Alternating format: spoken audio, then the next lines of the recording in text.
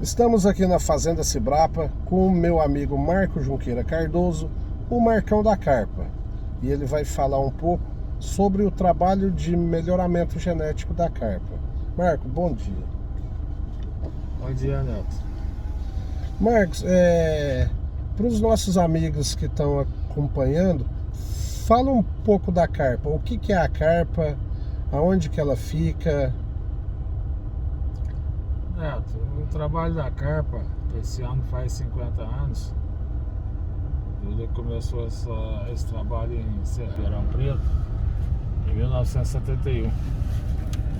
E em 85, a necessidade de achar uma fazenda para tirar um pouco de gado lá de Ribeirão, por conta da expansão da cana, foi comprado a Fazenda São Luís. E só que por questões de oportunidade ele acabou comprando mais duas fazendas aqui que fazia parte do contexto em volta da São Luís. E aí formou-se uma área um pouco maior, né, do que ele planejava, e ele teve que visualizar um projeto para essa área. E como ele sempre gostou muito da cria, ele visualizou e implantou um projeto de cria, recria e engorda. Isso a partir de 85, quando ele começou a comprar as primeiras áreas aqui no Mato Grosso. 85, 87 e 89 a última área que ele comprou. E esse investimento aqui na região foi interessante, porque ela passou, esse gado comercial passou a servir como um banco de dados de referência para a melhoria do gado PO. Então esse gado aqui dava um feedback bom com relação à evolução do gado PO. Esse para mim é um dos grandes trunfos da carpa, foi ter implantado esse projeto. Então já tinha o gado PO, né, o gado de seleção. Sempre ele tem uma frase famosa dele, que é um olho na pista e outro na balança. Ele sempre procurou evoluir esse gado PO de um projeto que fosse viável, de uma atividade, como ele mesmo disse, ele não veio para cá para brincar, ele veio para fazer um gado bom e ganhar dinheiro. Ô Marcos, ao longo desses vários anos, a gente viu vários grandes projetos que se iniciaram e não se sustentaram com o tempo. O que faz o trabalho da carpa, né, se sustentar ao longo desses vários anos? Eu acho que é ter um projeto traçado, persistir, ter a firmeza dentro de um projeto, porque nós temos que ter consciência que qualquer atividade você tem momentos bons, momentos mais ou menos e momentos ruins.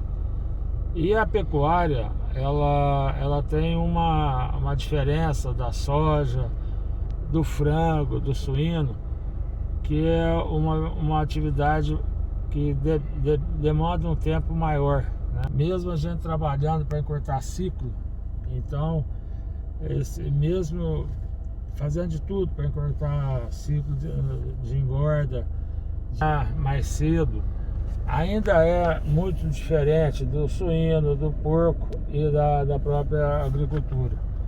Então o pessoal tem que trabalhar pensando em média, certo? É acreditar na atividade e pensar na média, porque você não pode trabalhar.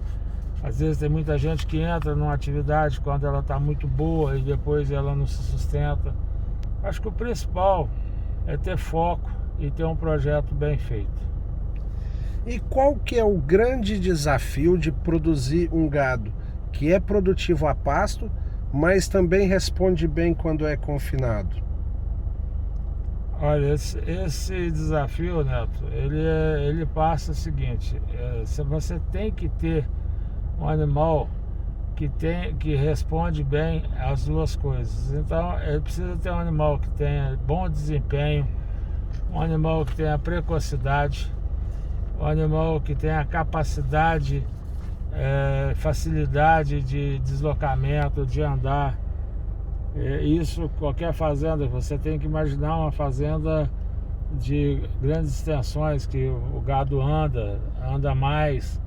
Hoje são os pastos menores, mas no passado eram pastos maiores.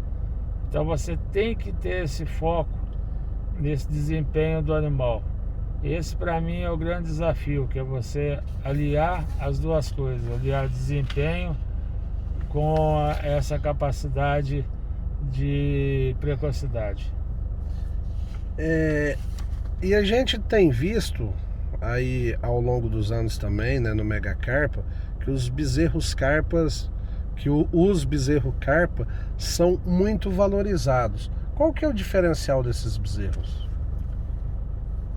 Nós temos um amigo, que é um cliente nosso também, mas primeiro ele é um amigo, que ele há pouco tempo me falou uma coisa que ficou marcado. Ele fala que a grande diferença do bezerro carpa é que ele tem mãe. Porque às vezes tem muita criação. O pessoal às vezes preocupa até só com o touro, né? Até procura comprar touro bom e tal, mas não preocupa com a fêmea, com a seleção da fêmea. E a mãe é muito importante, Neto.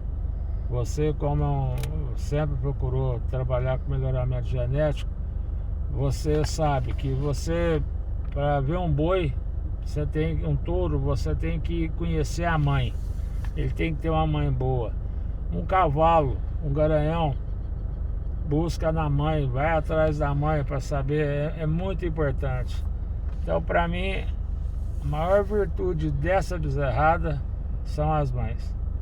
Qual que é o peso de abate desses bezerros, de quem compra eles? Com qual peso esses animais costumam ser abatidos? Nós temos feedback aí do pessoal que compra da gente, numa média entre 58% e 59%, tendo lotes até de 61%, né? E são animais que morrem aí de 20 a 23, 24 meses, numa média de 20 arrobas, às vezes passando um pouco de 20 arrobas. Isso é um número interessantíssimo em se tratando de um animal jovem. Quem são as mães desses bezerros? Como é feito o trabalho, né, de melhoramento delas? E qual o peso de abate quando se descarta essas vacas?